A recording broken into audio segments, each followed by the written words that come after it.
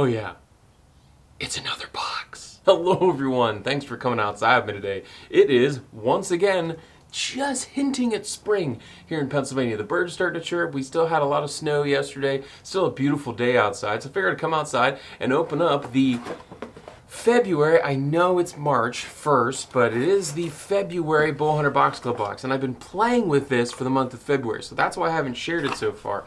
We're going to actually do this in a little bit different order because I have some things that are open and some things that aren't. So let me first pull out the thing that is in here that I have open and I have been using.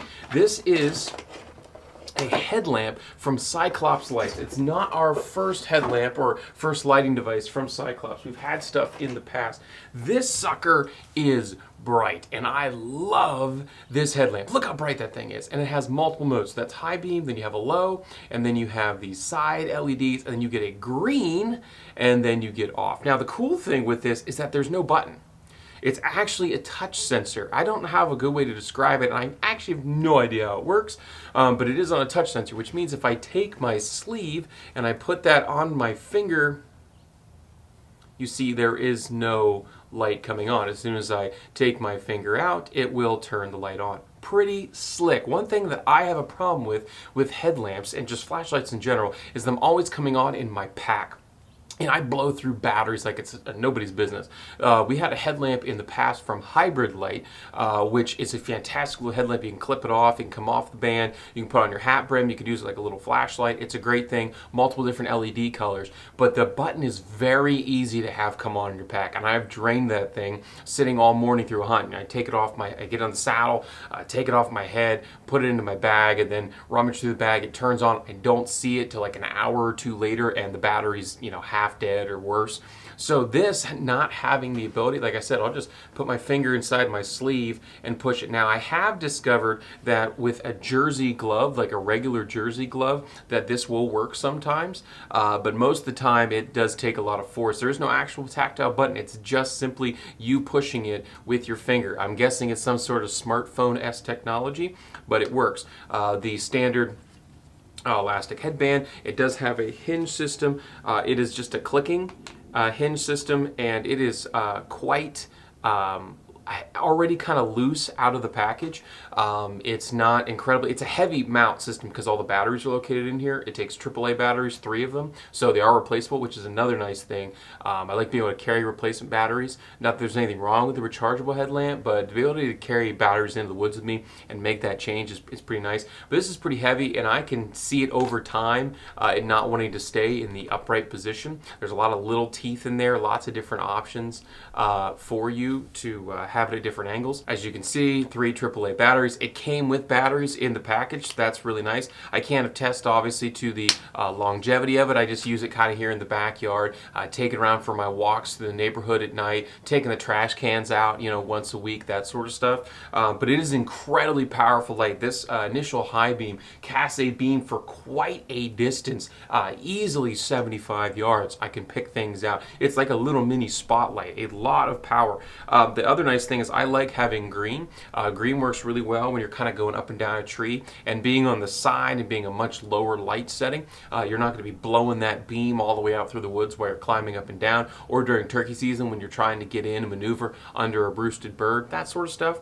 The other downside I don't like, but it's really frivolous, is that you have to go through all of the options to get it to turn off. You can't just hold the button down, it shuts off, or different multiple switches. You just have to go through all of them, and that could be a little bit annoying, but really, as you can see how quickly that went, it really wasn't that much of an issue. We'll read off the packaging here. 250 lumens for that center bulb, 100 lumens for the lower setting, and then 25 lumens for the green. So that's really nice, I guess. I'm not really familiar with how high lumens are, although I do know that 250 is pretty stinking bright. And like I said, I'll have to check into the overall battery life. This is claiming 2.5 hours burn time at the largest, 4-hour burn time on that mid-low setting, and then 25-hour burn time for the green LED, which is nice because that's what I end up using most of the time walking in and out of the stand. So 25 hours, that's a lot of hunting for me. I only get out 6-8 times times a year for deer season, maybe a couple times in turkey. So those batteries should last me well over one whole long hunting season. Another thing I've played around with already is this rubber-coated steel wire from HME.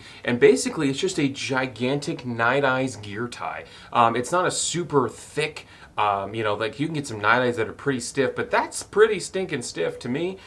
This will be great. What I like to use Night Eyes gear ties and stuff for is securing stuff to the outside of my pack, like my Predator platform or climbing sticks, or even to keep climbing sticks together. My current API sticks have a buckle system to them, and the ability to use a Night Eyes gear tie style thing. I mean, this is how many feet? 25 feet of this stuff, and you can easily wrap it around and then twist it onto itself like a giant twist tie.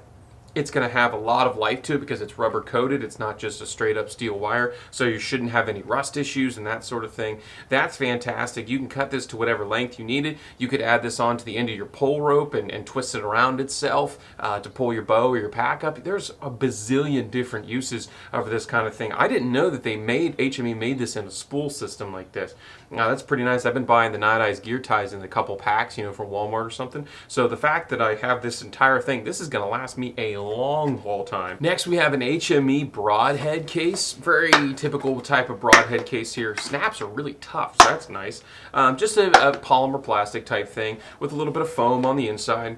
The hinge is just plastic, so I imagine over time that would kind of get a little bit less stiff, potentially break. But broadhead cases, it's nice to have a broadhead case. In the past we got the the Easton Stay Sharp case, which is my favorite broadhead case of all time. Love selling those in the shop. Really recommend them to people. You can fit half a dozen broadheads in there, and there's nothing touching the blades. There's nothing to hold moisture there, so no rust. They stay perfectly sharp. It's a great thing, but this is significantly cheaper. According to the card, the HME broadhead case itself is $10, and that's at the high retail end, so you could probably find it cheaper. Nice little eggshell foam system in here, closes up, no rattling in here. You could hold mechanicals, you could hold fixed blades, 2, 3, or 4, and it's clearly not going to go anywhere. You got little clips over here on the side. Obviously, it's not crush proof, but it's definitely going to keep it if you want to put this inside your bow case. It's not going to allow your broadheads to fall out, cut your bowstring, or have some other damage happen. So, nice little case here from HME. Not our first go around here with rugged meats. This is original flavor, and I want to crack into this. I have enjoyed thoroughly all of the rugged meats that we've gotten in the past, and if I can get the vacuum seal open here. I like original flavored things, although it's cool to have like pineapple and all sorts of other that kind of flavor. I just like good old original snack stick. Oh yeah! Oh my! Let's get some mustard. Oh yeah. Brushing your teeth for hillbillies here. That is fantastic. I didn't plan to finish this on camera, but I'm going to. Anyhow, if you're in for a snack stick company, I would strongly recommend Rugged Meats. Everything I've had from them so far since joining the Bowhunter Box Club family has been delicious. A little cracker, a little cheese. Oh yeah. That's perfect for a little backwoods snack. Although I prefer venison bologna or venison jerky I made here at the house. That's a close second. All right, last but not least, and you might be wondering why I saved this for last. You're like, come on, dude, it's just Quick Fletch from MAP with little twister vanes. It's been out for like 20 years.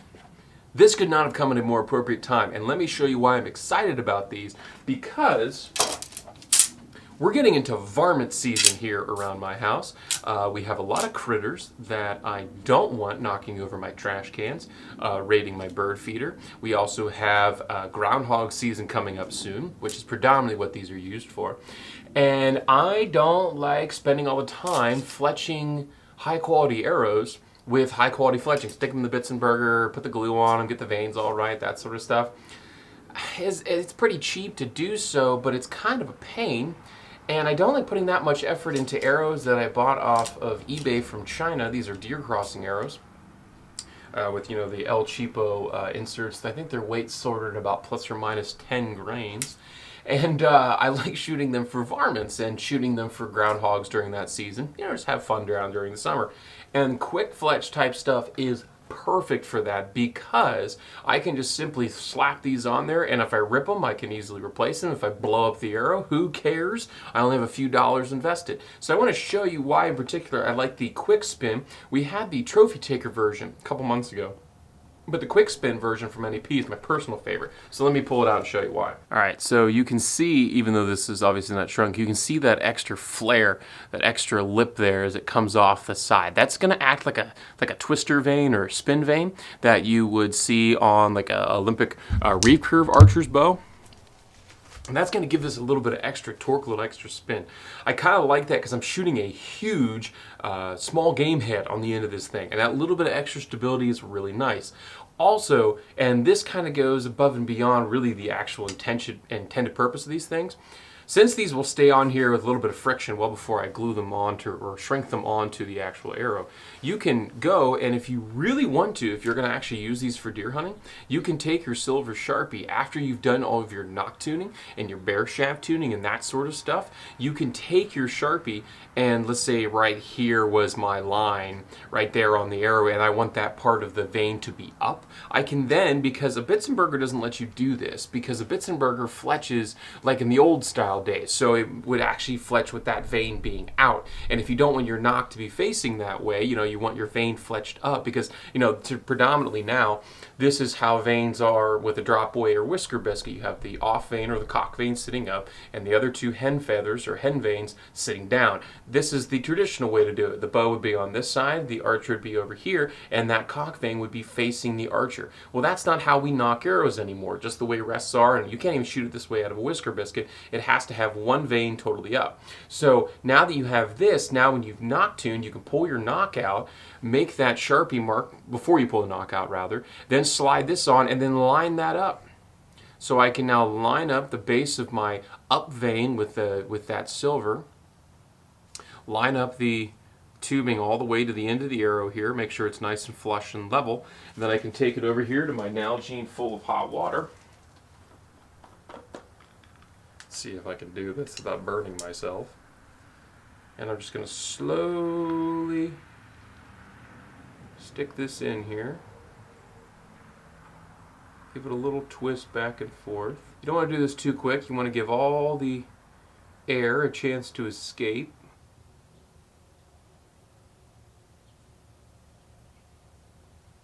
And we have a perfectly fletched arrow. So I'm going to grab the other 5 and get those all fletched up. I won't lie, there's just something cathartic about shrink wrap. I don't know what it is. So then, of course, the last beauty of this, if you want to invest in something like that, is not only do we have a perfectly fletched arrow with a good, I'd say probably 2, maybe 3 degree offset, and of course those little twister vanes there, that little extra lip to give it a little bit extra spin. In the event that you rip off a fletching, because it's plastic shrink tubing, you can just take a knife and slice down between 2 vanes right on the plastic tubing of the cresting, and it'll just slide right off. Now that does mean that these are not nearly as durable as if you wrapped them with a vinyl wrap and then glued fletchings on top. And it also doesn't mean that it's nearly as durable if you just adhered right to the aluminum or carbon, depending on what arrow you're using. But in terms of like a cheap, quick fix or an easy thing, or in particular if you're going to use them for like a stumping arrow or a small game arrow like I'm using these for, you can't beat it. So that's all for this video. If you have any questions, don't hesitate to leave a comment here on YouTube. Hit me up on Facebook, Instagram. My email's even in the description below if you want that more personal touch. Hope you're able to get outside, enjoy the sport of archery hunting if you so choose. Definitely enjoy God's beautiful creation, and we'll get to see you next time.